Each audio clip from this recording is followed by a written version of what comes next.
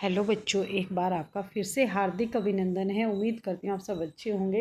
मैं आदिकाल से संबंधित कुछ बहुत महत्वपूर्ण प्रश्नों लेकर आई हूँ। उम्मीद करती हूँ आप सब अच्छे होंगे।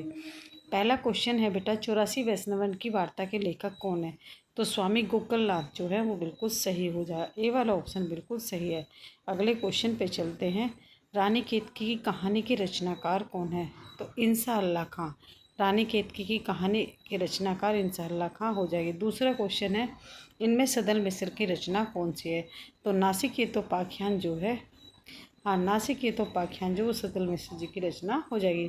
हाँ, प्रेम सागर लल्लूलाल, सुख सागर सदा शुक्ला, रानी केतकी की कहानी जो है वो कौन है? इंसाअल्लाह खां हो जाएंगे। ये जो है, हाँ बिल्कुल, खड़ी बोली के 4 स्तंभ माने जाते हैं।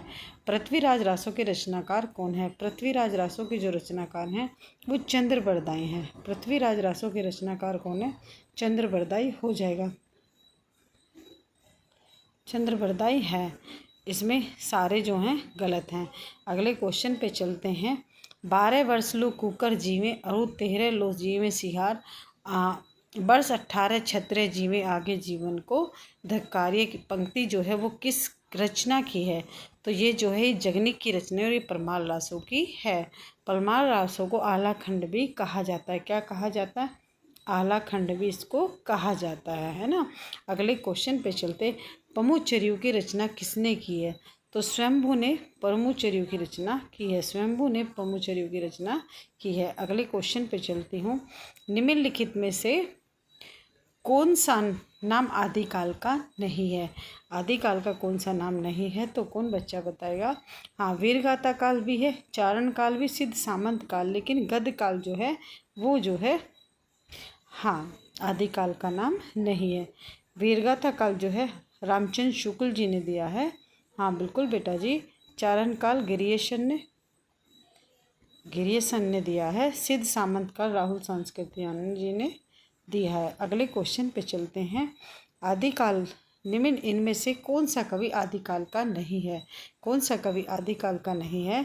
तो नाबादास नहीं, बल्कि ये भक्ति काल के हैं। भक्ति काल के हो जाएंगे। नाबादास जो हैं वो भक्ति काल के कवि हैं। सगुन काव्य धारा के भक्ति काल के कवि हो जाएंगे। चंद्रबरदाई, जगनिक सभी जो हैं ये आदिकाल के हैं। हाँ, हिंदी का प्रथम महाकाव्य किस रचना को माना जाता है?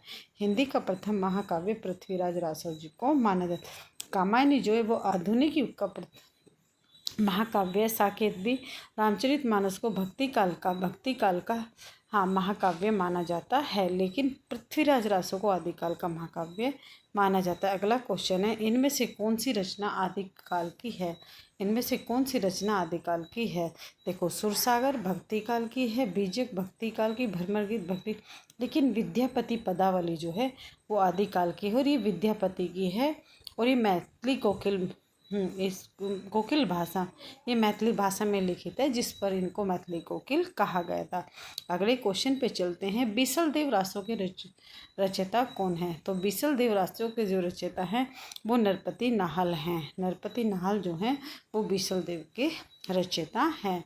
जगनिक की परमाल रासो है। चंद्रबरदाई की पृथ्वीराज रासो हो जाएगा। अगला क्वेश्चन है, इनमें से कौन सी भाषा आदिकाल की है? आदिकाल की जो रचना है वो डिंगल और पिंगल हो जाएगा। ब्रज भाषा भक्ति काल की ब्रज भाषा, और अवधी भाषा जो थी, अवधी भी भक्ति काल की है। ठीक है। अगले क्वेश्चन पे चलते। आधुनिक काल की खड़ी बोली। अब्रमंश के प्रथम महाकवि कौन है? अब्रमंश के प्रथम महाकवि किसको माना जाता है? तो स्वयंभू जी को माना जाता है। अगले क्वेश्चन पे चल लेती हूँ। अगला क्वेश्चन क्या है? अब्रमंश काव्य का सुप्रसिद्ध छंद कौन सा है? कड़वक, पदरी, राहा, इहा, ये सभी छंद हैं अब्रमंश के, लेकिन पदरी जो है वो बिल्कुल राइट आंसर हो जाएगा।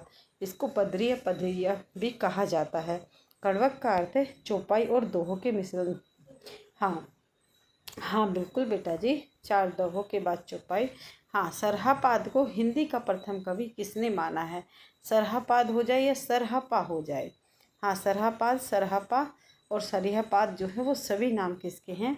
हाँ, वो सरहप्पा के। पंडित राहुल संस्कृतियान जी ने सरहापाद को या सरहप्पा को हिंदी का प्रथम कवि माना। अब्दुल रहमान कृत मतलब अब्दुल रहमान द्वारा लिखित संदेश रासक किस प्रकार का काव्य? तो खंड काव्य हो जाएगा। अगले क्वेश्चन पे चलते हैं। हाँ, इसमें एक क्वेश्चन और बताऊंगी। अब्दुल रहमान को अध्यमान भी कहा जाता है। अधमान भी, हाँ, मान भी कहा जाता है। ठीक है, अगले क्वेश्चन पे चलती हूँ। हाँ, आला और उदुल नामक वीर सरदारों की वीरता का पूर्वक लड़ाई का वर्णन किस रचना में मिलता है? तो हाँ, परमाल रासो को जगनिक द्वारा लिखा गया था और इसको आला खंड भी कहा जाता है। इसको क्या कहा जाता है? इसको आला खंड भी कहा जाता है ना। अगले क्वेश्चन पे चलती हूँ।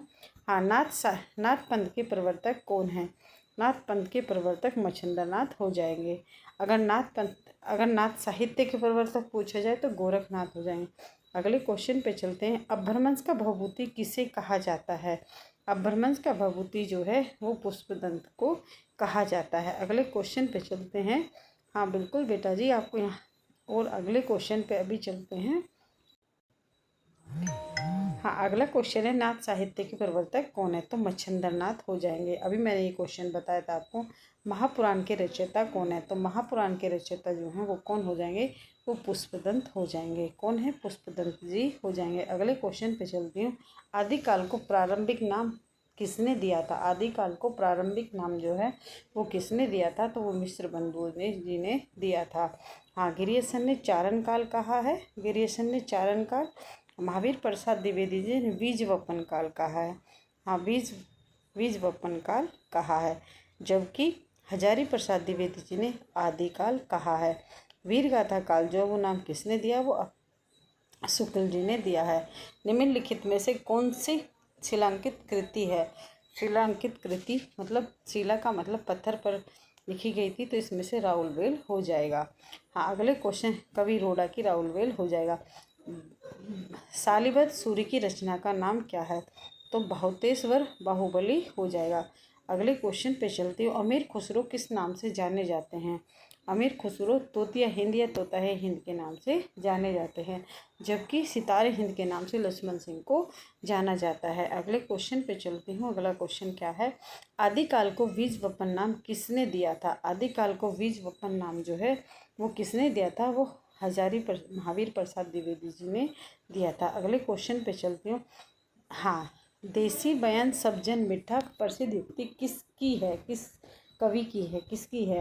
तो मैथिली भाषा में लिखी और विद्यापति पदावली की है। ये विद्यापति जी की हो जाएगी। अगले क्वेश्चन पे चलती हूँ। उपदेश रसायन के रचयिता कौन है? उपदेश रसायन के रचयिता जो हैं वो जितेंद्र सूर्य जी हो जाएंगे। हाँ, यहाँ तक आपको समझ में आया होगा।